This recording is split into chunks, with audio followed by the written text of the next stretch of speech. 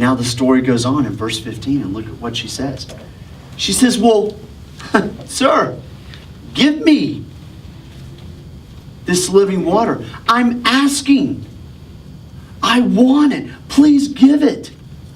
You're offering, I'm saying yes. Give me this living water so that I won't be parched, thirsty, needy again. And that I won't have to keep coming back here to draw water. And look at what he says there. At this point, I wish I or a professional counselor had have been there to advise Jesus.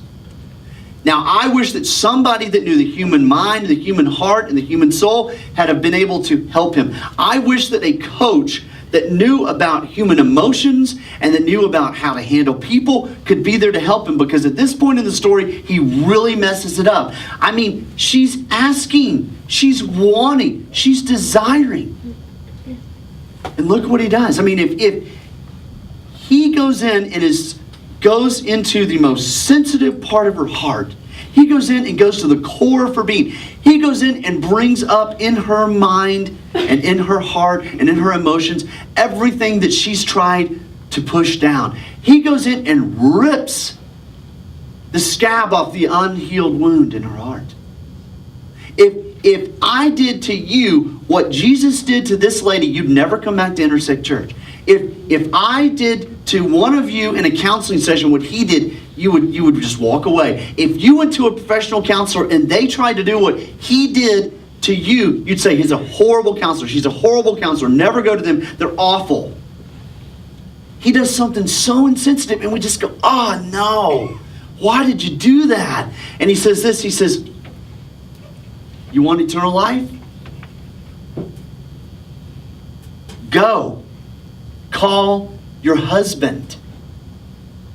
Oh, Jesus. I mean, if you wanted to show off and show her how much power and knowledge you had, why couldn't you just given her address or her mother's maiden name or something simple? Why did you have to go and do that? I mean, that's horrible. And she says, I don't have a husband. Right, you are. You're right. You don't have a husband. And then he just twists the knife deeper. And he says, in fact, you have had 5 husbands, and the one guy that you're living with is not your husband. And we just say, oh gosh, Jesus. Why? I mean, she's wanting, she's asking, she's ready. But Jesus knew about her what he knows about some of us this morning. He had to show her desperate need for God. And he had to show her soul thirst. And he had to show her that you need what I have to offer. And you have been futile at trying to get it in your man relationships. You've been futile in trying to get it in the purpose you've been living for. You've been futile in all of your attempts. And you have a soul thirst down deep that only I can meet.